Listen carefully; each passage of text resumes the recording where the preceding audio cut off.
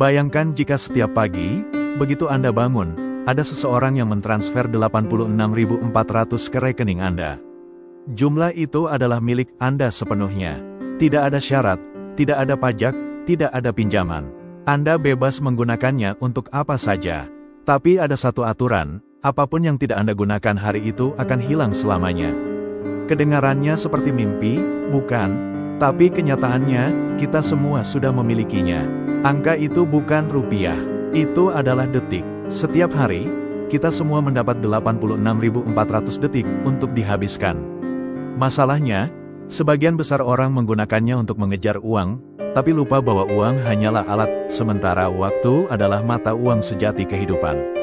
Morgan Housel menantang kita untuk bertanya pada diri sendiri. Kalau uangmu hilang, kamu bisa mencarinya lagi. Tapi kalau waktumu habis, apa yang akan kamu lakukan?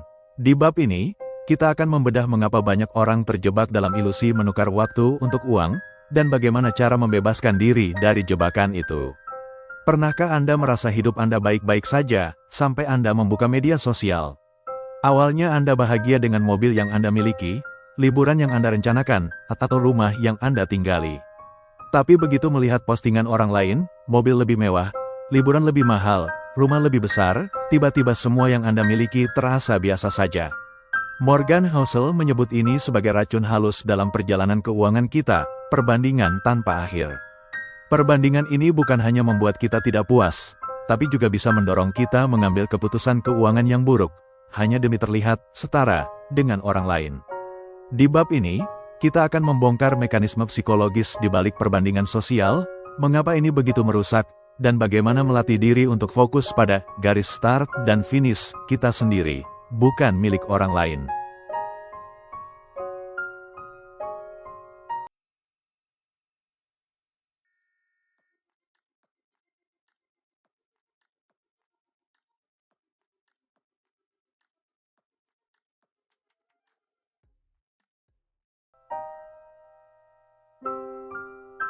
Morgan Housel pernah berkata bahwa uang hanyalah salah satu bentuk kekayaan. Bentuk kekayaan yang lebih berharga, tapi sering kita abaikan, adalah waktu. Kita bisa menabung uang, menginvestasikan uang, bahkan mencetak uang baru, tetapi tidak ada cara untuk mencetak lebih banyak waktu. Setiap detik yang berlalu adalah potongan hidup yang tidak akan pernah kembali. Sayangnya, banyak orang berfokus sepenuhnya pada mengumpulkan uang tanpa mempertimbangkan bagaimana uang itu memberi mereka kendali atas waktu. Mereka bekerja keras dari pagi hingga malam, mengorbankan waktu dengan keluarga, kesehatan, dan kesempatan menikmati hidup. Ironisnya, ketika akhirnya mereka memiliki banyak uang, seringkali tenaga dan usia sudah tidak lagi sama. Sejak kecil, kita sering mendengar nasihat klasik, bekerja keraslah, dan kamu akan sukses. Prinsip ini memang benar adanya, kerja keras adalah bahan bakar awal untuk membangun masa depan. Namun, Morgan Housel mengingatkan kita bahwa prinsip ini juga bisa menjadi jebakan jika kita tidak menyadari kapan harus mengubah gigi, kapan harus mengerem, atau bahkan kapan harus berhenti sejenak. Bayangkan hidup sebagai perjalanan panjang dengan mobil. Awalnya, kita menekan pedal gas sekuat mungkin untuk mencapai tujuan finansial, rumah impian, pendidikan anak, dana pensiun. Tidak salah, tetapi masalahnya, banyak orang lupa bahwa mobil itu tidak dirancang untuk terus berada di kecepatan penuh selamanya. Mesin akan panas, ban akan aus, dan bahan bakar akan habis, sementara pemandangan indah di tepi jalan terlewat begitu saja. Kisah yang terlalu sering terjadi. Mari kita ambil contoh seseorang bernama Rudy. Rudy memulai karirnya dari nol, bekerja 70 jam seminggu di industri yang sangat kompetitif. Ia berangkat sebelum matahari terbit dan pulang setelah anak-anaknya tidur. Awalnya, Rudy berpikir, nanti, kalau tabungan sudah cukup, aku akan punya waktu. 5 tahun berlalu, tabungannya tumbuh, posisinya naik. Tapi beban pekerjaannya juga meningkat. Setiap kali gajinya naik, ekspektasi pekerjaan ikut naik. 10 tahun kemudian, Rudy punya rumah besar, mobil mewah, dan rekening bank yang mengesankan. Tapi di album foto keluarganya, ia jarang muncul. Ia melewatkan ulang tahun anaknya, acara sekolah, bahkan makan malam sederhana bersama pasangan. Inilah yang dimaksud Morgan Housel. Kita sering menukar satu-satunya aset yang tidak bisa diperbarui, waktu, dengan sesuatu yang nilainya sementara, uang. Analogi bandara, Housel menggunakan analogi yang menusuk hati. Ini seperti membeli tiket untuk perjalanan hidup yang indah, tapi menghabiskan seluruh perjalanan hanya di ruang tunggu bandara. Bayangkan Anda membeli tiket ke destinasi impian, pulau tropis, pantai putih, air jernih. Tetapi setibanya di bandara, Anda justru sibuk mengecek email pekerjaan, menghadiri rapat online, dan tidak pernah benar-benar keluar dari terminal. Waktu Anda habis di ruang tunggu, sementara pesawat menuju kebahagiaan Anda sudah lama lepas landas. Begitu pula hidup, kita mengira sedang bersiap-siap menikmati hasil kerja keras, tapi terlalu sibuk menunggu momen yang tepat, sampai momen itu sendiri hilang. Mengapa ini terjadi? Kita semua pernah mendengar nasihat klise, kerja keraslah sampai mimpi tercapai. Tapi Morgan Housel mengajak kita untuk melihat sisi lain, apa yang sebenarnya kita korbankan ketika terus menukar waktu dengan uang. Ilusi ini begitu kuat karena beberapa alasan mendalam, alasan yang sering tidak kita sadari sampai terlambat. 1. Budaya glorifikasi kerja keras. Sejak kecil, kita diajarkan untuk mengaitkan kesibukan dengan kesuksesan. Jika seseorang selalu sibuk, kita langsung menganggap mereka sukses. Lembur dianggap wajar, email tengah malam dianggap bukti dedikasi, dan liburan sering dilihat sebagai kemalasan terselubung. Masalahnya, budaya ini membuat kita bangga ketika jadwal kita penuh, bahkan sampai kita kehilangan kendali atas hidup kita sendiri. Orang-orang di sekitar kita mengucapkan, "Wah, sibuk banget ya sekarang," dengan nada kagum, padahal sebenarnya itu bisa menjadi tanda kita sedang kelelahan atau terjebak di roda hamster produktivitas. Morgan mengingatkan, sibuk bukan berarti produktif, dan produktif bukan berarti hidup kita maju ke arah yang kita inginkan. 2. Takut kekurangan, fear of not enough. Ada paradoks yang aneh. Meskipun kita sudah punya cukup uang untuk memenuhi kebutuhan dasar, rasa takut tidak cukup tetap menghantui. Ketakutan ini membuat kita terus menambah jam kerja, mengambil proyek tambahan, dan menunda waktu istirahat, karena kita berpikir, bagaimana kalau nanti butuh lebih banyak. Contohnya, seseorang dengan tabungan miliaran masih saja merasa gelisah dan memikirkan, bagaimana jika krisis ekonomi datang, atau bagaimana jika sakit parah nanti. Rasa takut ini kadang masuk akal, tapi sering juga menjadi jebakan mental yang membuat kita tidak pernah merasa aman, meskipun secara objektif kita sudah aman. 3. Lingkaran sosial dan standar yang terus bergerak. Kita hidup di dunia di mana perbandingan terjadi setiap hari, bahkan tanpa sadar. Dulu, perbandingan hanya terjadi di lingkungan sekitar, tetangga, teman kantor, atau keluarga. Tapi sekarang, media sosial memperluas lingkaran itu ke seluruh dunia. Kita membandingkan diri kita dengan influencer di Instagram, pengusaha muda di LinkedIn, atau selebritas yang memamerkan liburan mewah. Hasilnya, standar kita terus naik. Mobil yang dulu terasa mewah sekarang jadi biasa saja, karena ada model yang lebih baru. Rumah yang dulu terasa luas kini terasa sempit setelah melihat rumah orang lain di YouTube. Seperti yang Housel tekankan, ini adalah perlombaan tanpa garis finish, dan semakin kita ikut, semakin kita kehilangan waktu untuk menikmati hidup kita sendiri. 4. Penundaan kebahagiaan, hedonic postponement. Mungkin inilah alasan paling licik dari semuanya, kita menunda kebahagiaan. Kita berkata, nanti aku akan istirahat setelah proyek ini selesai, atau nanti aku akan nikmati hidup setelah tabungan mencapai angka tertentu. Masalahnya, angka itu selalu berubah. Target yang tadinya cukup menjadi tidak cukup, begitu tercapai, karena kita langsung menetapkan target baru. Morgan Housel menggambarkan ini seperti mencoba menggapai cakrawala, tidak peduli seberapa jauh kita berjalan, cakrawala itu selalu bergerak menjauh. Dan sebelum kita sadar, kita sudah menghabiskan puluhan tahun menunggu, waktu yang tepat untuk hidup, waktu yang mungkin tidak pernah datang. Morgan Housel tidak pernah bilang bahwa bekerja keras itu salah. Justru kerja keras bisa membawa kita ke tempat yang lebih baik. Tapi yang ia tekankan adalah kesadaran penuh, setiap kali kita menukar waktu dengan uang, kita harus tahu apa yang sedang kita tukar, mengapa kita menukarnya, dan kapan waktunya berhenti. Karena pada akhirnya, uang bisa kembali, tapi waktu yang hilang tidak pernah bisa dibeli kembali, bahkan oleh orang terkaya di dunia. Kita sering diajarkan bahwa uang adalah alat untuk membeli barang, rumah, mobil, pakaian, atau teknologi terbaru. Tapi Morgan Housel mengingatkan, barang-barang itu hanyalah lapisan luar. Fungsi paling berharga dari uang bukanlah untuk membeli benda, melainkan untuk membeli waktu, sumber daya yang tidak pernah bisa diproduksi ulang. Ketika kita punya uang yang cukup, kita mendapatkan hak istimewa yang tidak semua orang miliki, kendali atas cara kita menghabiskan hidup.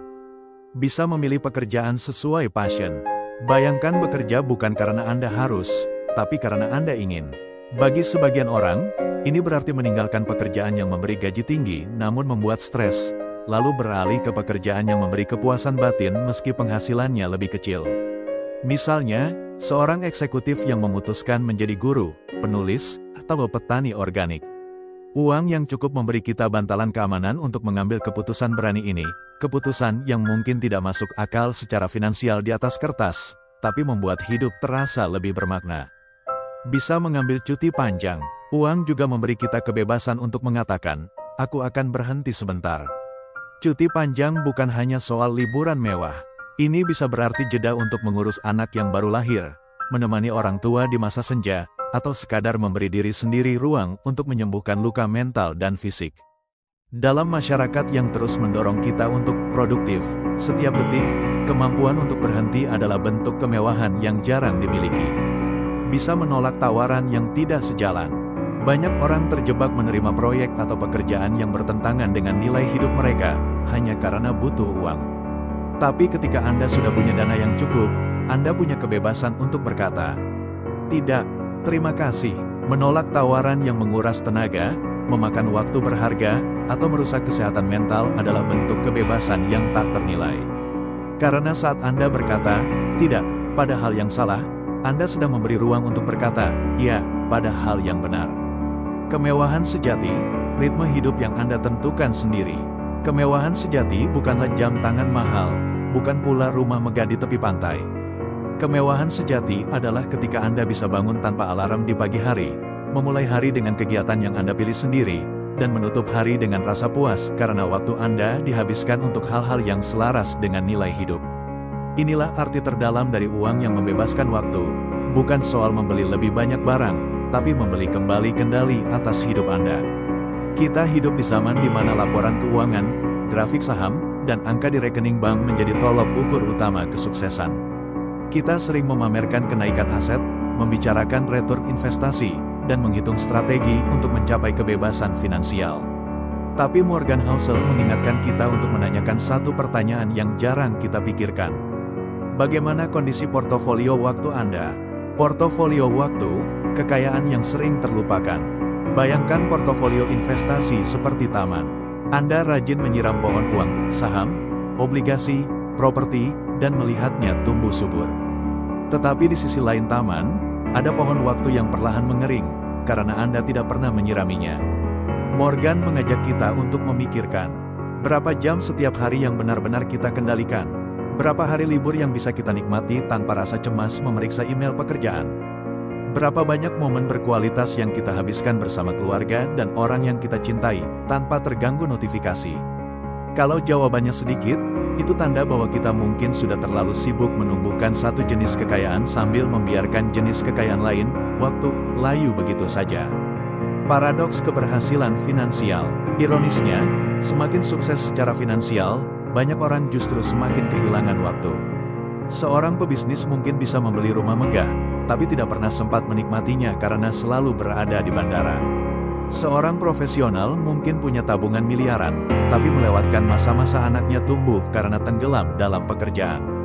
Morgan Housel mengatakan, jika uang bertambah tetapi waktu luang justru berkurang, kita sedang salah arah. Itu seperti membangun istana indah di atas tanah yang terus tenggelam. Waktu adalah aset yang menyusut. Uang bisa bertambah lewat investasi, usaha, atau bahkan warisan. Tapi waktu, ia hanya bergerak satu arah, berkurang setiap hari. Inilah perbedaan mendasar. Kehilangan uang bisa diperbaiki, tapi kehilangan waktu adalah kerugian permanen. Bayangkan Anda punya rekening bank berisi 24 jam sehari. Setiap pagi, 24 jam itu masuk ke akun Anda. Tidak peduli apakah Anda menggunakannya dengan bijak atau membuangnya, di malam hari akun itu akan kembali nol, dan besok Anda akan diberi 24 jam baru, sampai suatu hari, tanpa peringatan, waktu itu berhenti diberikan. Mengukur kekayaan dengan satuan waktu. Hustle mengajak kita mengubah cara kita mengukur kekayaan. Alih-alih bertanya, berapa saldo tabungan saya? Cobalah bertanya, berapa lama saya bisa hidup dengan gaya hidup saat ini tanpa harus bekerja? Berapa minggu dalam setahun saya bisa benar-benar libur tanpa memikirkan pemasukan? Apakah saya punya cukup ruang di jadwal untuk hal-hal yang memberi makna? Ketika ukuran kekayaan kita melibatkan waktu, kita mulai membuat keputusan yang berbeda. Kita mungkin memilih pekerjaan dengan gaji lebih rendah, tapi memberi kita akhir pekan bebas. Kita mungkin rela melepas sedikit keuntungan demi jam pulang kerja yang lebih awal. Contoh nyata, 2 jalur karir. Bayangkan 2 orang, Andi dan Bima. Andi mengejar posisi tertinggi di perusahaannya. Ia sukses, bergaji besar, tapi harus bekerja 12 jam sehari dan sering bepergian. Waktu bersama keluarga hampir nol. Bima memilih pekerjaan yang cukup membayar kebutuhan hidup dan sedikit tabungan. Ia tidak sekaya Andi secara finansial, tapi punya sore untuk bermain dengan anak, pagi untuk berolahraga, dan libur panjang untuk bepergian. Siapa yang lebih kaya? Morgan Housel akan bilang, tergantung ukuran kekayaannya. Jika ukurannya adalah saldo bank, Andi menang. Tapi jika ukurannya adalah kendali atas waktu, Bima lah pemenangnya. Pesan penting. Housel tidak anti kerja keras atau anti pencapaian. Ia hanya menekankan keseimbangan. Jangan sampai dalam mengejar uang, kita justru kehilangan aset paling berharga, waktu. Karena di ujung hidup, jarang ada orang berkata, andai saja aku menghabiskan lebih banyak waktu di kantor. Yang sering terdengar adalah penyesalan karena tidak punya cukup waktu untuk hal-hal yang benar-benar penting. Bayangkan 2 sahabat lama, Andi dan Budi. Andi memilih jalur karir yang sangat kompetitif. Gaji tinggi, tapi jam kerjanya brutal. 2 dekade kemudian, ia punya rumah besar, mobil mewah, dan investasi besar, tapi jarang punya waktu bersama keluarga. Budi memilih pekerjaan dengan gaji sedang, namun ia disiplin menabung, berinvestasi, dan menjaga gaya hidup sederhana. 10 tahun kemudian, ia punya cukup tabungan untuk pindah ke pekerjaan yang memberinya lebih banyak waktu luang. Hasilnya, Budi mungkin tidak sekaya Andi secara finansial, tetapi ia lebih kaya dalam hal waktu, dan baginya, itulah bentuk kebebasan yang sejati. Housel menyimpulkan bahwa tujuan akhir dari mengelola uang bukanlah sekadar menumpuk angka di rekening, bukan juga untuk memuaskan ego dengan simbol-simbol status. Uang hanyalah kendaraan, bukan tujuan. Kendaraan itu seharusnya membawa kita menuju kehidupan yang lebih kita kendalikan, bukan kehidupan yang justru membuat kita terjebak. Dan di antara semua hal yang bisa dibeli uang, waktu adalah yang paling mahal, paling langka, dan paling sulit diganti. Bayangkan 2 orang yang sama-sama memiliki kekayaan miliaran rupiah. Yang pertama menghabiskan hidupnya untuk bekerja tanpa henti, selalu sibuk, selalu tergesa-gesa, menunda kebahagiaan untuk nanti ketika pensiun, nanti ketika anak sudah besar, nanti ketika bisnis sudah mapan. Tapi, nanti, itu seperti fata morgana, semakin dikejar, semakin menjauh. Yang kedua, meski sama-sama memiliki kekayaan, memilih untuk mengatur hidupnya agar memiliki sore yang tenang untuk membaca, pagi yang santai untuk sarapan bersama keluarga, dan waktu luang untuk melakukan hal-hal yang ia cintai sekarang, bukan hanya di masa depan. Housel mengingatkan, menunda semua kebahagiaan sampai masa pensiun adalah taruhan yang berisiko tinggi. Kita tidak tahu apakah tubuh kita akan tetap sehat, apakah orang-orang yang kita cintai masih akan ada di samping kita, atau apakah kita sendiri masih akan ada. Waktu adalah aset yang tidak bisa disimpan atau diinvestasikan untuk nanti. Setiap hari yang lewat adalah modal yang hangus dan tidak pernah kembali.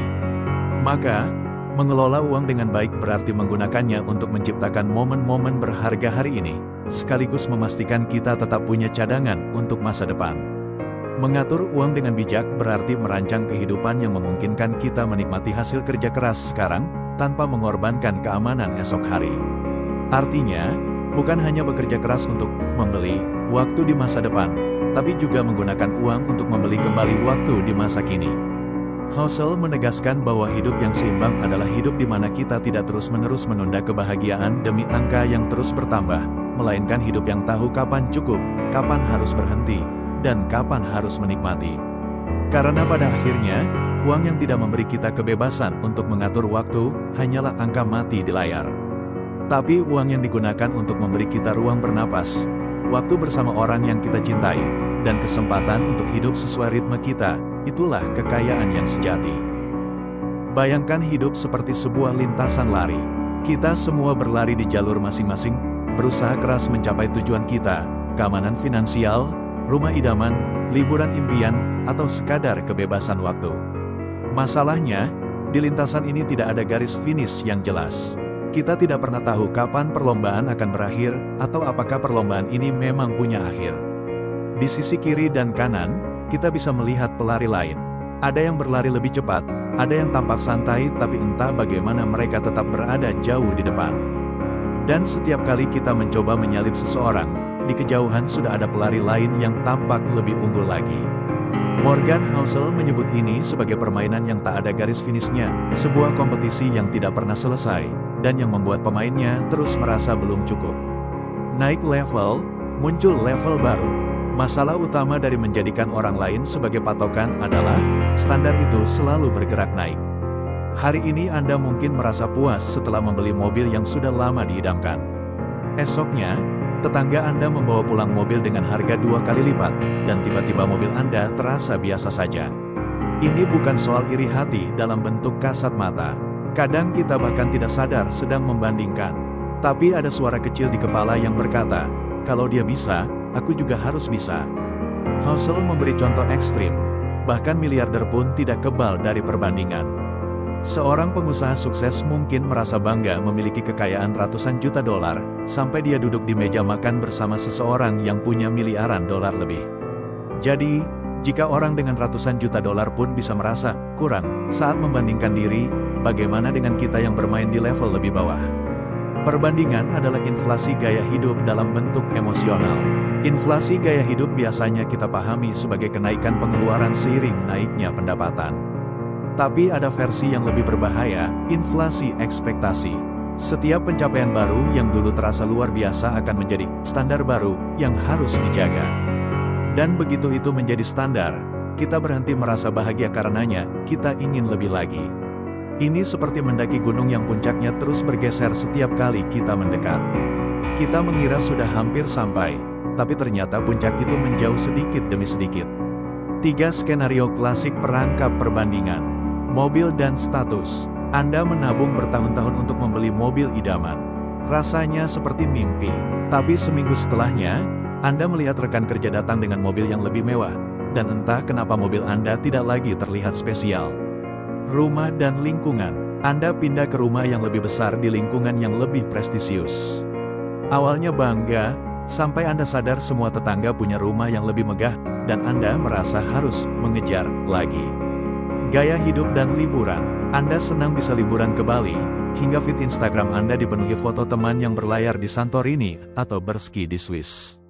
Tiba-tiba, Bali terasa biasa. Tidak ada kata menang. Masalah dari permainan ini adalah, Anda tidak akan pernah menjadi yang teratas di semua kategori. Selalu ada seseorang yang lebih kaya, lebih muda, lebih terkenal, lebih bebas waktu, lebih sehat, dan seringkali, orang yang Anda bandingkan di satu aspek, sebenarnya iri pada Anda di aspek lain, tapi kita jarang menyadarinya. Jika tujuan kita adalah lebih baik dari orang lain, kita sudah kalah sejak awal. Permainan ini tidak punya garis akhir, dan kita hanya akan berlari sampai kelelahan, kehilangan arah, dan merasa hampa. Satu-satunya cara untuk menang adalah berhenti bermain, membuat aturan sendiri, dan membandingkan diri hanya dengan versi kita yang kemarin. Morgan Housel mengingatkan bahwa di era digital ini, kita sering terjebak dalam sebuah panggung raksasa bernama media sosial. Panggung ini tidak seperti kenyataan sehari-hari, ia penuh lampu sorot, sudut kamera terbaik, dan skrip yang dirancang untuk membuat penonton kagum. Foto-foto yang kita lihat di Instagram, video TikTok yang viral, atau update pencapaian di LinkedIn hanyalah potongan terbaik dari kehidupan orang lain. Ini bukan kebohongan total, tetapi kebenaran yang dipoles. Seperti trailer film yang hanya menampilkan adegan-adegan paling seru, tapi tidak memberitahu kita bahwa sisa filmnya mungkin membosankan atau penuh masalah. Apa yang kita lihat vs apa yang sebenarnya terjadi? Yang kita lihat, foto liburan di pantai dengan laut biru jernih. Yang tidak kita lihat, argumen kecil sebelum berangkat, jet lag, atau tagihan kartu kredit yang membengkak setelah liburan selesai. Yang kita lihat, foto pasangan tersenyum di pernikahan mewah. Yang tidak kita lihat, stres mengurus vendor, pinjaman untuk membiayai resepsi, atau ketegangan hubungan yang tak terekam kamera. Yang kita lihat, seseorang memamerkan rumah baru yang besar. Yang tidak kita lihat, cicilan 20 tahun, asuransi rumah yang mahal, dan kekhawatiran setiap kali bunga KPR naik. Efek psikologis yang licik. Bahaya terbesar media sosial bukan hanya membuat kita iri, tetapi membuat kita mengukur diri dengan standar yang tidak nyata. Kita membandingkan behind the scenes hidup kita, yang penuh dengan kekacauan, kerja keras, dan kegagalan, dengan highlight reel orang lain yang sudah melalui proses filter, edit, dan pemilihan momen terbaik. Housel menegaskan, media sosial adalah katalog pencapaian terbaik orang lain, bukan katalog kehidupan nyata. Jika kita terus menggunakannya sebagai tolok ukur, kita akan selalu merasa kalah, tidak peduli seberapa banyak pencapaian yang kita miliki.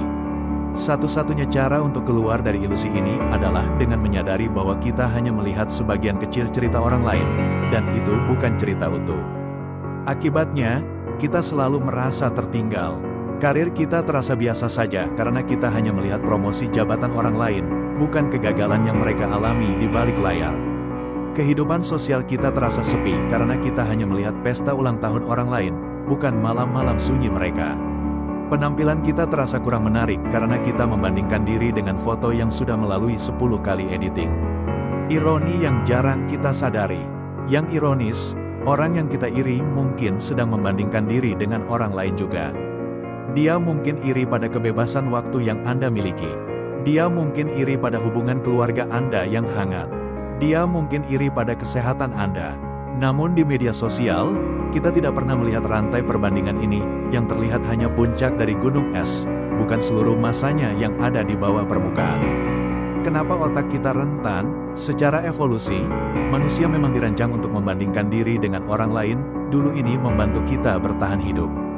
Di zaman purba, membandingkan kemampuan berburu atau mengumpulkan makanan berarti kita bisa belajar teknik baru atau tahu kapan harus pindah kelompok. Tapi di zaman sekarang, mekanisme itu berubah jadi bumerang, karena kita membandingkan diri dengan jutaan orang sekaligus, bukan hanya 30 orang di desa. Otak kita tidak dibuat untuk menghadapi skala perbandingan yang masif ini. Tidak heran rasa kurang menjadi penyakit zaman modern. Perbandingan sosial mungkin terlihat seperti sekadar permainan psikologis, sekadar rasa iri, atau sedikit tidak puas. Namun dalam kenyataannya, efeknya jauh lebih nyata dan berbahaya. Ia bisa mengubah cara kita mengatur uang, membuat keputusan finansial, bahkan membentuk arah hidup kita tanpa kita sadari. Morgan Housel menekankan bahwa salah satu efek paling destruktif dari perbandingan sosial adalah inflasi gaya hidup, lifestyle inflation. Ini bukan inflasi harga seperti yang dibicarakan berita ekonomi, melainkan inflasi pada standar hidup, dan yang memicu bukan ekonomi global, tapi ego kita sendiri. Bagaimana inflasi gaya hidup terjadi? Prosesnya seringkali diam-diam. Pemicu visual, kita melihat orang lain membeli atau mencapai sesuatu, mobil baru, rumah lebih besar, liburan mewah. Perasaan, tertinggal, otak mulai bertanya, kalau dia bisa, kenapa aku tidak? Dorongan tindakan, kita mulai mengubah pengeluaran agar setara, meski tidak selalu realistis. Awalnya mungkin terlihat wajar, misalnya, Anda mendapat kenaikan gaji 20%. Logikanya, ini kesempatan untuk menabung lebih banyak. Namun yang sering terjadi justru sebaliknya. Mobil lama yang masih layak pakai terasa kurang pantas untuk gaji baru Anda. Apartemen sederhana yang dulu nyaman kini terasa kurang prestisius. Makan di restoran biasa jadi membosankan. Anda mulai mencari tempat yang lebih mahal demi sensasi berbeda. Efek domino pada keuangan. Inflasi gaya hidup ini menciptakan lingkaran setan. Lebih banyak pengeluaran, lebih sedikit tabungan. Lebih sedikit tabungan, lebih rentan pada krisis. Lebih rentan pada krisis, lebih stres dan cemas. Ironisnya, semua dimulai dari niat sederhana untuk meningkatkan kualitas hidup. Housel mengingatkan, yang membunuh finansial seseorang jarang karena satu keputusan besar yang salah, lebih sering karena ratusan keputusan kecil yang terdorong oleh ego dan perbandingan. Kasus 1, mobil kredit demi gengsi. Seorang profesional muda dengan penghasilan stabil memilih membeli mobil sport dengan cicilan besar, bukan karena kebutuhan, tetapi karena teman-temannya mulai memamerkan mobil baru di media sosial. Dalam 3 tahun, 40% penghasilannya habis hanya untuk cicilan dan asuransi, memotong kemampuan investasinya hingga hampir nol. Kasus 2, rumah lebih besar, biaya lebih besar. Pasangan yang awalnya nyaman dengan rumah sederhana tergoda pindah ke rumah mewah di lingkungan elit. Mereka tidak menghitung bahwa selain cicilan, ada pajak properti, biaya listrik, keamanan, dan perawatan taman, semuanya meningkat tajam.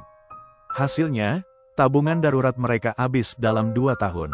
Psikologi di baliknya, perbandingan sosial memicu dopamine hit, rasa puas sementara ketika kita membeli sesuatu yang membuat kita merasa setara atau lebih unggul dari orang lain. Masalahnya, efek ini cepat pudar. Begitu teman atau tetangga membeli sesuatu yang lebih baru, rasa puas itu hilang, dan siklusnya dimulai lagi. Husserl menyebutnya sebagai perlombaan tanpa garis finish. Tidak ada titik di mana kita benar-benar merasa cukup, karena standar terus bergeser mengikuti pencapaian orang lain. Jalan keluar, menghindari jebakan ini bukan berarti mengabaikan semua keinginan atau hidup asketis. Intinya adalah mengendalikan standar kita sendiri. Tentukan definisi cukup sebelum penghasilan bertambah. Pisahkan kebutuhan dari keinginan yang didorong gengsi. Ingat bahwa kepuasan finansial datang dari margin of safety, bukan dari barang terbaru. Seperti yang dikatakan Husserl, kaya adalah ketika Anda tidak perlu membuktikan apa-apa kepada siapapun. Morgan Housel mengingatkan kita bahwa sebagian besar tekanan finansial yang kita rasakan bukan datang dari kekurangan uang, tetapi dari siapa yang kita jadikan pembanding. Jika pembanding kita adalah orang yang selalu satu langkah di depan, kita akan selalu merasa kalah, tidak peduli seberapa banyak kemajuan yang sudah kita capai. Bayangkan Anda sedang berlari di lintasan. Anda berlari kencang, lebih cepat dari sebelumnya, tapi mata Anda terus menoleh ke samping. Di sebelah, ada pelari lain yang memang sudah berlatih lebih lama, punya sepatu lari lebih canggih, dan tubuhnya lebih bugar. Apa yang terjadi? Anda mulai kehabisan tenaga, bukan karena jarak, tapi karena pikiran Anda terfokus pada mereka. Begitu pula dengan keuangan. Jika kita mengukur kemajuan hanya dengan melihat posisi orang lain, maka kepuasan akan selalu menghindar. Yang dibutuhkan adalah mengganti patokan lomba, bukan lintasan orang lain, tetapi lintasan pribadi. Pertanyaan yang mengubah perspektif. Husserl menyarankan mengganti pertanyaan, apakah aku lebih sukses dari orang lain, menjadi, apakah aku lebih baik dari diriku setahun yang lalu? Apakah tabungan daruratku lebih tebal? Apakah aku lebih sedikit berutang? Apakah aku lebih paham cara mengelola investasi? Fokusnya adalah pada perkembangan pribadi, sekecil apapun. Bahkan jika kemajuannya hanya 5%, itu tetap berarti Anda bergerak maju. Apakah keputusan keuanganku membuatku lebih tenang dan aman? Jika setiap pembelian membuat kita cemas, itu tanda kita membelanjakan uang untuk hal yang salah.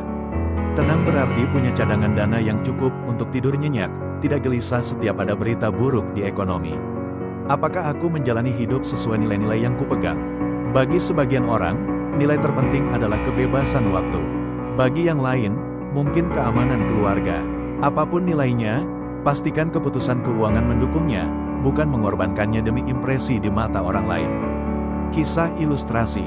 Bayangkan dua orang teman lama, Andy dan Rudy. Andy fokus pada pencapaian orang lain.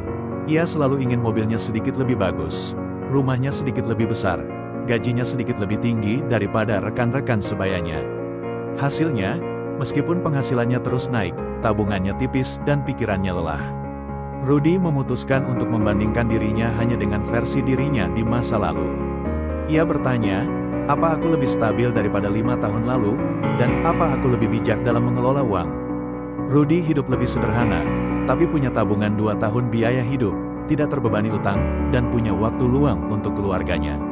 Menariknya, jika dilihat dari luar, gaya hidup Andy mungkin terlihat lebih mewah. Tapi dari dalam, hidup Rudy jauh lebih tenang. Itulah perbedaan yang terjadi ketika fokus dialihkan dari orang lain ke diri sendiri. Manfaat fokus pada kemajuan pribadi. Kepuasan yang lebih tahan lama. Karena diukur dari perkembangan nyata, bukan kesan di mata orang lain. Keputusan yang lebih rasional. Tidak terjebak pada pembelian emosional demi gengsi. Anda punya target jelas yang sesuai dengan nilai hidup, bukan target acak dari dunia luar. Husserl berkata, mengubah pembanding itu seperti mengubah arah kompas. Langkah kita mungkin tetap sama, tapi tujuannya menjadi lebih benar. Ketika fokus pada versi terbaik diri sendiri, kita keluar dari perlombaan tanpa garis akhir, dan mulai menikmati perjalanan, bukan hanya mengejar garis finish yang tak pernah ada. Morgan Housel mengingatkan kita dengan kalimat yang sederhana tapi sangat tajam. Kaya itu relatif. Kamu bisa merasa kaya dengan sedikit atau merasa miskin dengan banyak, tergantung siapa yang kamu jadikan pembanding. Kalimat ini seperti kaca pembesar yang memperlihatkan ironi terbesar dalam kehidupan finansial manusia modern. Kita hidup di zaman di mana informasi dan pencapaian orang lain terpampang di depan mata setiap hari. Kita bisa melihat saldo, kesuksesan, orang lain, bukan angka sebenarnya, tetapi potongan gambarnya, dan tanpa sadar, kita menjadikannya tolok ukur kebahagiaan kita sendiri. Masalahnya, permainan ini adalah permainan tanpa garis akhir. Jika standar yang kita pakai selalu lebih banyak dari orang lain, maka definisi kaya akan terus bergerak menjauh. Hari ini kita senang karena berhasil membeli motor baru. Besok, rasa senang itu menguap ketika tetangga membeli mobil. Minggu depan, kita melihat kenalan lama membeli rumah di kawasan elit, dan tiba-tiba mobil yang kemarin kita banggakan terasa biasa saja. Seperti lari di treadmill, kita terus bergerak, tapi jarak ke tujuan tidak pernah berkurang. Housel menegaskan, di permainan perbandingan sosial, tidak ada pemenang yang bertahan lama. Bahkan orang yang kita anggap paling kaya pun punya sosok lain yang mereka jadikan pembanding. Mengapa kita terjebak? Secara psikologis, otak manusia memang dirancang untuk membandingkan. Di masa lalu, perbandingan ini membantu kita bertahan hidup, menilai siapa yang punya makanan lebih banyak, atau siapa yang lebih kuat melawan ancaman. Tapi di era modern, naluri yang sama justru menjadi bumerang. Alih-alih melindungi kita, ia membuat kita mengorbankan kebebasan waktu, kesehatan mental, dan keamanan finansial demi mengejar status yang rapuh. Biaya yang kita bayar, bermain dalam permainan ini tidak gratis. Ada biaya yang mungkin tidak langsung terlihat. Utang yang tidak perlu, membeli barang demi citra, bukan kebutuhan. Kecemasan, rasa takut tertinggal membuat tidur tidak nyenyak. Hilangnya waktu berharga, jam-jam hidup kita habis untuk bekerja demi membeli hal-hal yang sebenarnya tidak memberi kebahagiaan jangka panjang. Keluar dari permainan, Housel menyarankan langkah radikal tapi membebaskan, keluar dari permainan itu sama sekali. Artinya, kita berhenti menjadikan pencapaian orang lain sebagai standar. Sebagai gantinya, kita membuat aturan main sendiri. Aturan yang didasarkan pada rasa cukup, menentukan titik di mana kita berkata, aku punya yang kubutuhkan.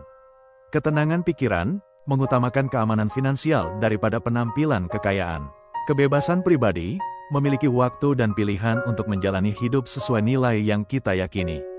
Dengan aturan main seperti ini, kita tidak lagi mudah terpancing oleh kesuksesan orang lain.